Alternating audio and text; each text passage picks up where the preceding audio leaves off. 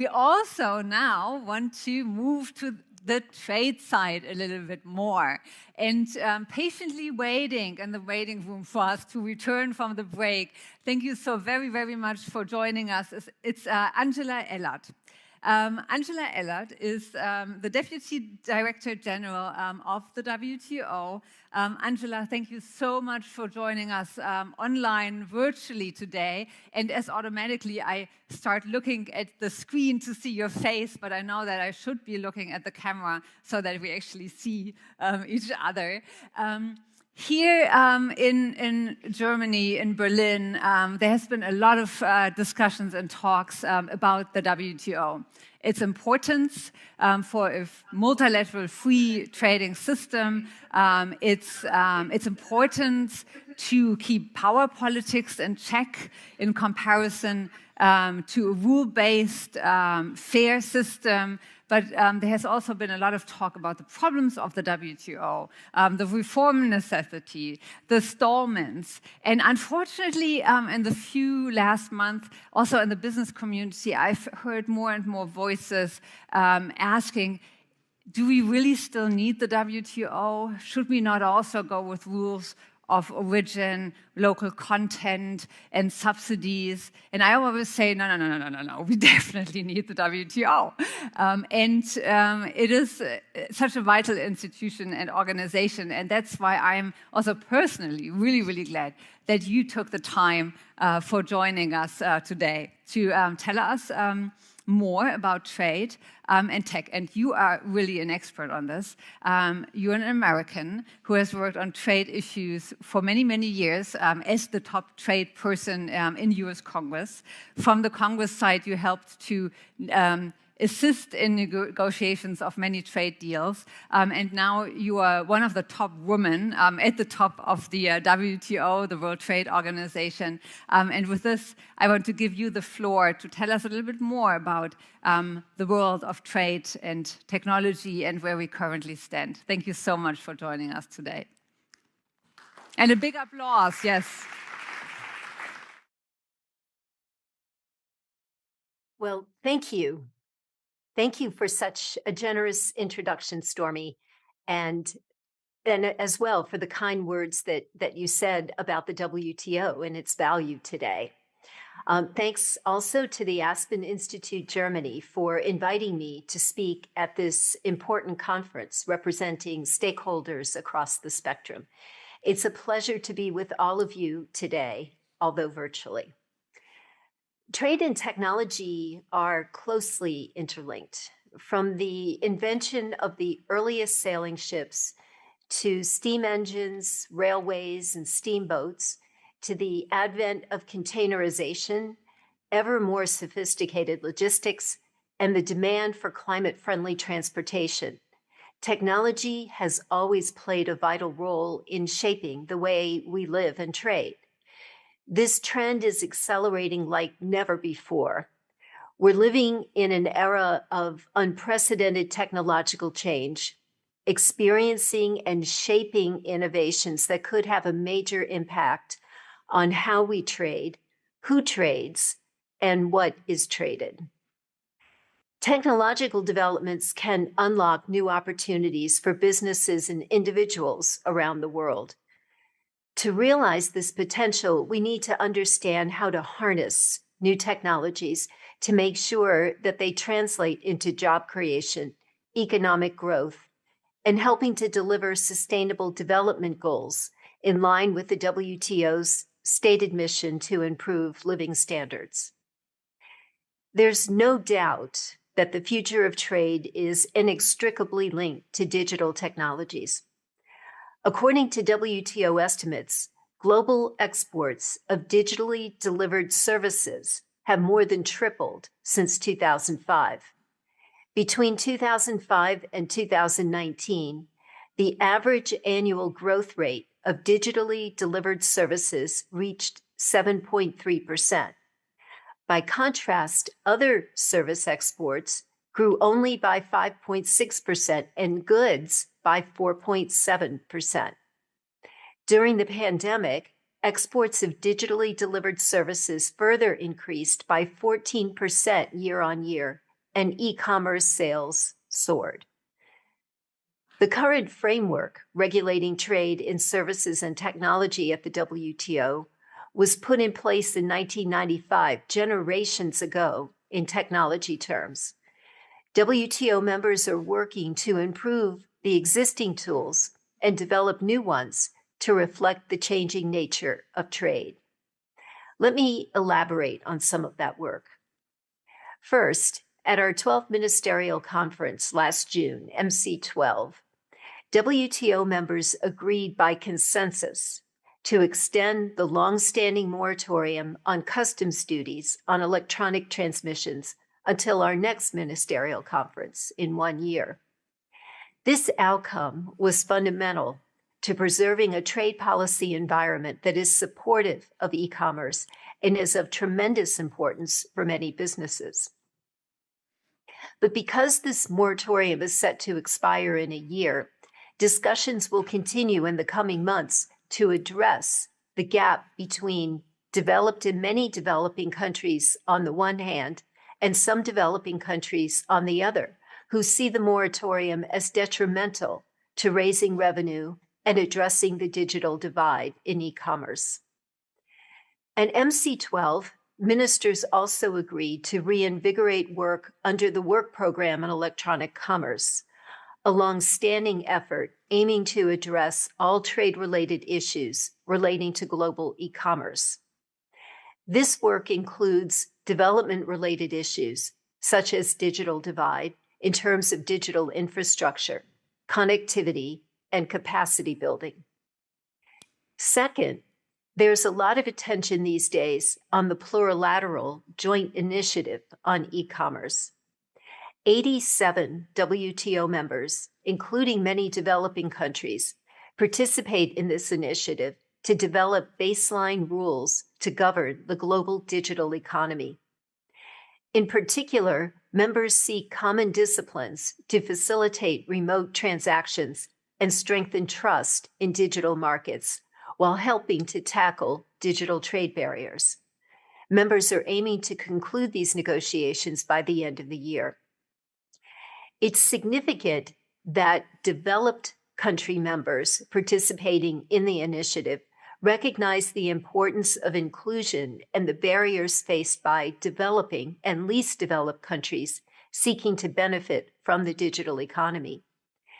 In this regard, the e-commerce capacity building framework, launched by Australia, Japan, Singapore, and Switzerland, is a key step to strengthen digital inclusion and to help harness the opportunities of digital trade.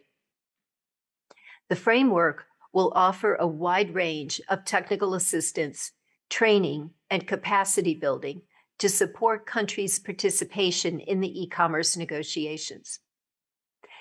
In addition to these initiatives, discussions of technology-related issues take place in various specialized committees. For example, members have been increasingly notifying the WTO's Committee on Technical Barriers to Trade about their measures affecting digital trade, e-commerce, and cybersecurity.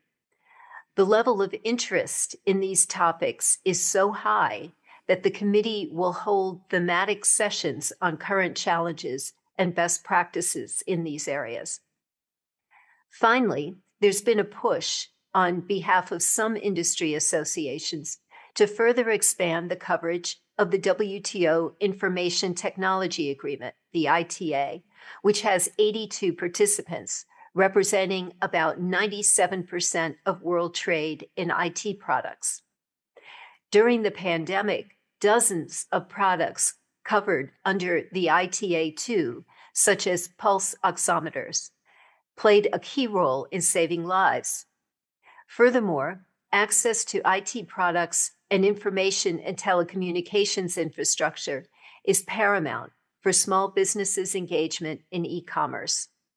Last year, we held an information and dialogue session with IT industry representatives during our annual public forum, and our members appreciated the firsthand information from industry representatives.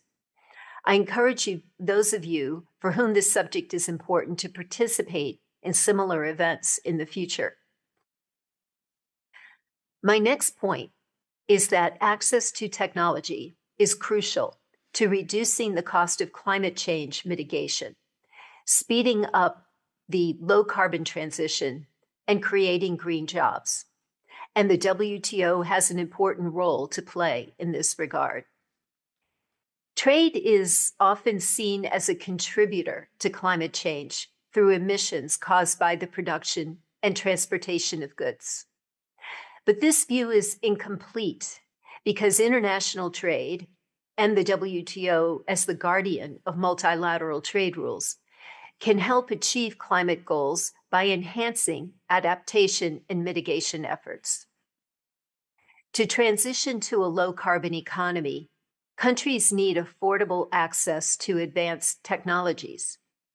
And open trade plays a critical role in providing such access.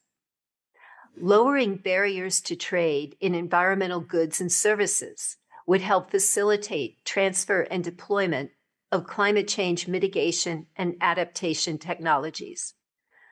Wind turbines, solar panels, heat pumps, and biogas stoves need to move across borders as freely as possible if we want to limit global warming to 1.5 degrees. The average tariff on environmental goods is already relatively low, particularly in developed economies. But some environmental goods are still subject to high tariffs in some countries, and non-tariff barriers are prevalent as well. Our analysis suggests that eliminating tariffs and reducing non-tariff measures on some energy-related environmental goods and environmentally preferable products could increase global exports in these products by 109 billion US dollars, or 5%, and 10.3 billion, 14%, respectively, by 2030. This boost in the use of climate-friendly technologies could lead to a reduction of net carbon emissions by 0.6%. It's significant. By the same token, installation and operation of clean technology is often complex and requires specific user skills that can be difficult to source domestically.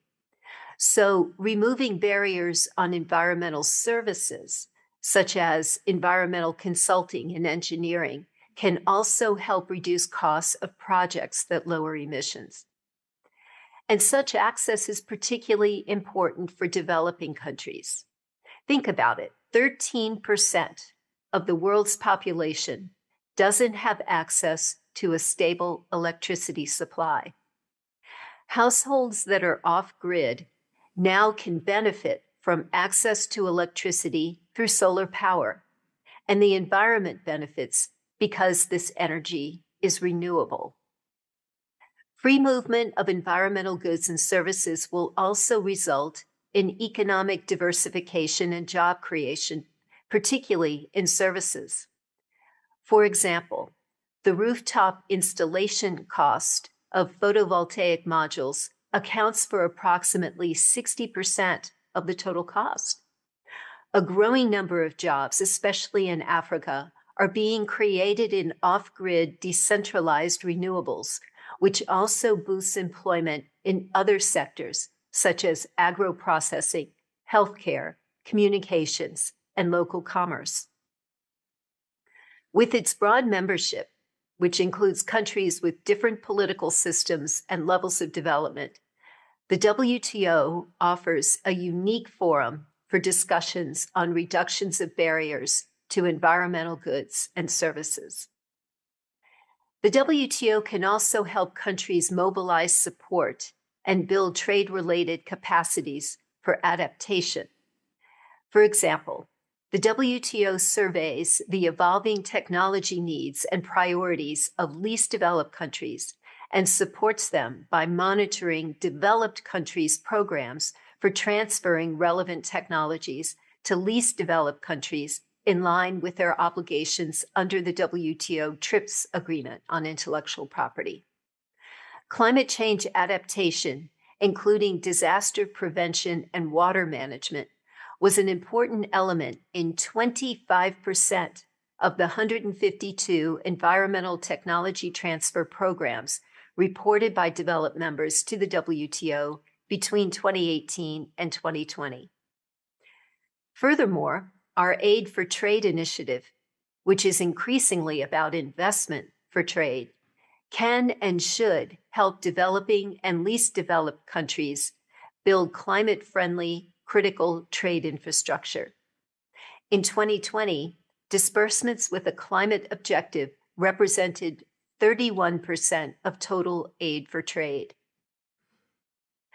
My last point is that technology is also at the heart of many trade tensions today, as Stormy was saying earlier. In 1989, the former U.S. Secretary of Defense, Harold Brown, wrote a paper on U.S.-Japan technological competition, which was aptly titled, "High Tech is Foreign Policy." This is the case again today. For many countries, technology is at the heart of foreign policy, national security, economic policy, and geopolitical tensions. Let me give just one example. In the last couple of years, we've witnessed attempts to onshore, nearshore, or friendshore supply chains for sensitive technology.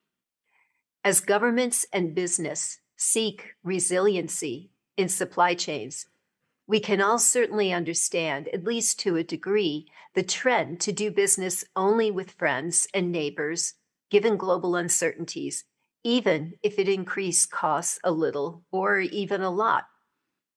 But the consequences of taking this too far will be counterproductive, less resilience, more vulnerabilities, and greater exposure to shocks. This is especially true given increasingly frequent and more intense natural and man-made disasters, such as extreme weather events and climate change, armed conflicts, and pandemics. Not one single country or even a few countries can produce everything or even most things domestically. The key to supply chain resilience is therefore more international cooperation and more diverse supply chains. Moreover, consider other unintended consequences of isolationism. Our preliminary research at the WTO shows that decoupling of the global economy into two blocks would slash long-term global real GDP levels by about 5%. And that's a conservative estimate, not taking into account the unquantifiable economic, social, and political consequences of having two systems of rules and standards regarding issues such as sustainability, labor, and the rule of law. Now, more than ever, the pull toward globalization cannot and should not be ignored, despite pressures to become more isolationist and self-sufficient to a fault. The high cost of fragmentation shows that we need more strategic multilateralism and less unilateralism or tactical bilateralism. That's the thought I would like to leave you with today. Thank you for your attention. I look forward to your questions and comments. Thank you so very much. More strategic multilateralism. I really, really like this. Thank you so much for your insights. I would love to monopolize this discussion, but I'm not. I will take immediately questions from the audience, because this is our one chance we have with you, and I hope you give us another 5 minutes. Of course. So, thank you so much. Claudia, please. Claudia Schmucker from the DGAP. Thank you so much. I think you made a wonderful case of why we need the WTO as a guardian of rules-based trade. But we do know that this is no longer really the case. We have a geoeconomic environment where large member states of the WTO, like China, like the United States, put their rivalry into the organization, hampering progress in many of the issues. So you were advocating for an environmental goods agreement. In my view, the only way to proceed is through pull laterals, but we also have other member states who say that this is not how the system should work, like India or South Africa. So how do you see progress in the WTO on these critical issues, like environmental goods? Because I believe that the rivalry has the danger of hampering any progress. Thank you. Thank you so much. Maybe I take one more on board, and just for our technical support, we have a little bit of an echo. I don't know if you heard that, but if we could get rid of that, it would be great. Yeah, we still have it. Melanie, Melanie, I don't know if you wanted to also comment.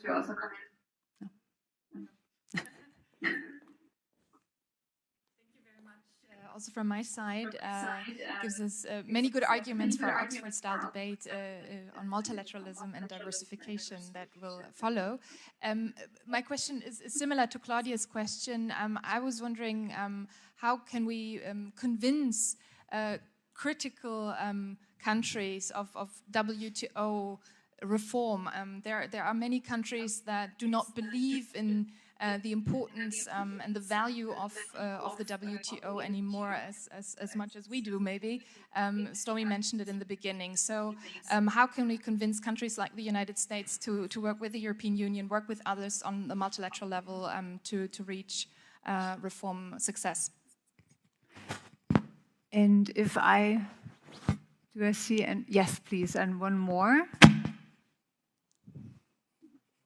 And could I ask you to stand up and then turn around a little bit to look into the camera so that, actually that camera over there, otherwise,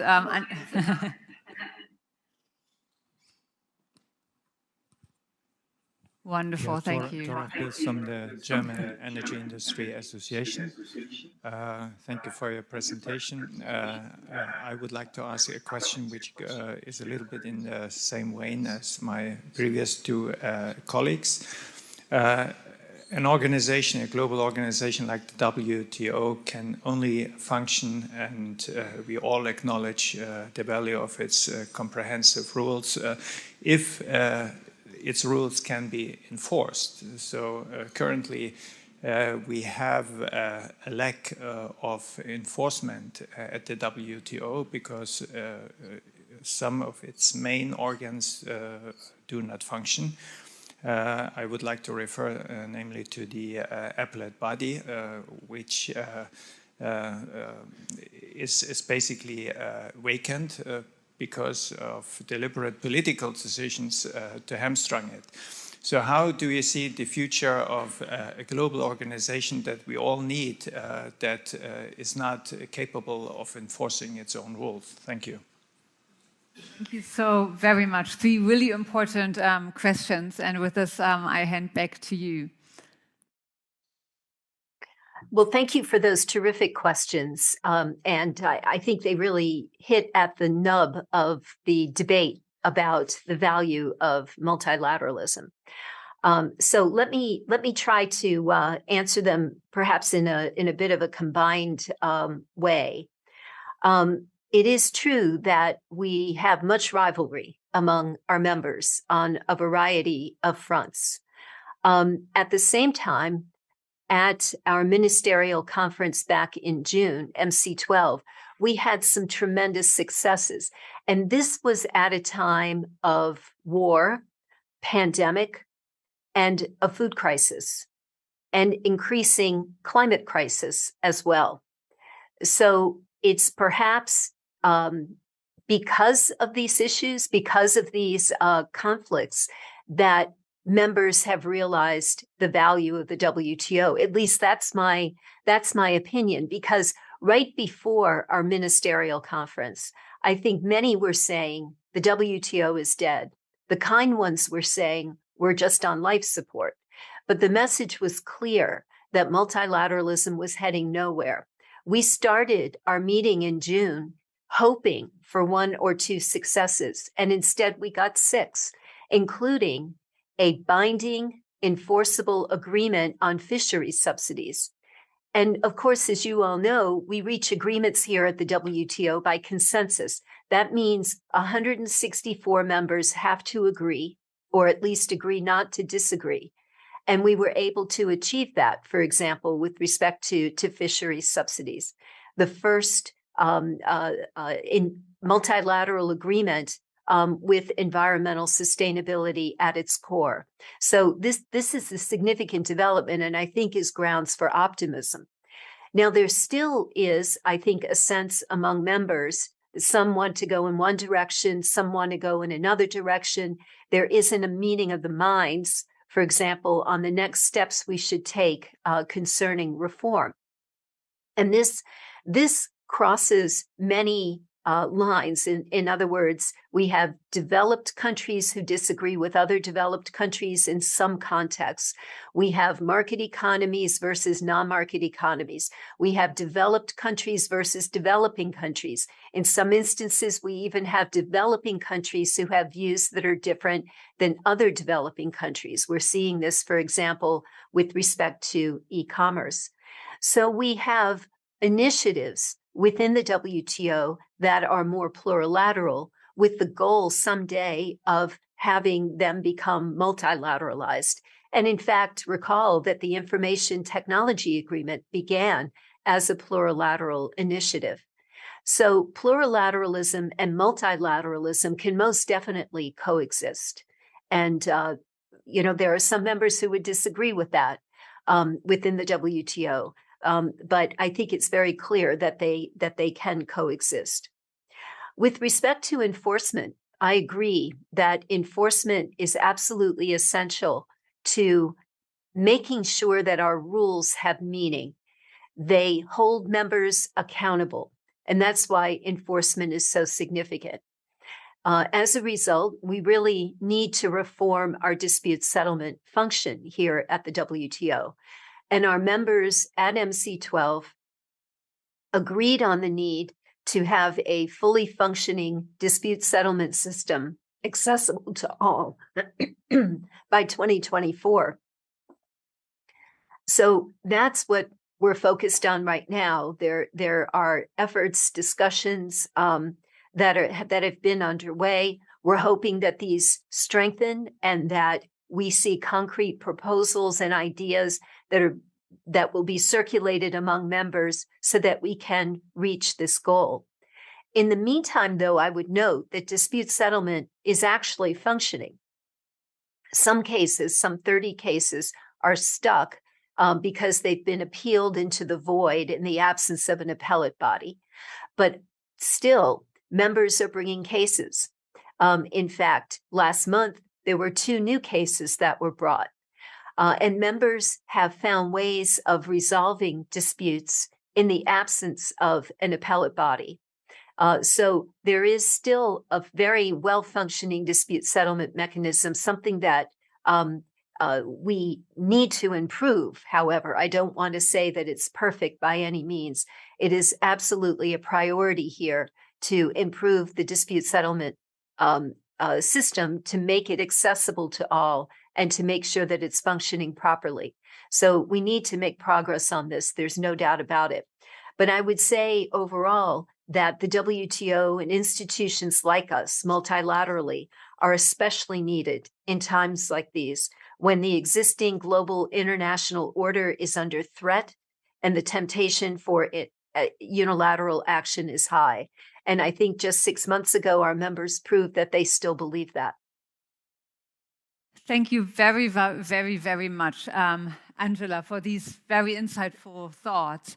What I sometimes think is that the WTO needs good public ambassadors who go out there and explain what the WTO does, why it is so important, and also talk about the success stories and not just the failures or the problems. And you're a wonderful ambassador for the WTO, and thank you so much for being here today. And I hope next time you're going to join us physically here in Berlin. We love to talk about the WTO and its future, so hope to see you here soon. Thank you so much. And a big applause for Angela. Thank you.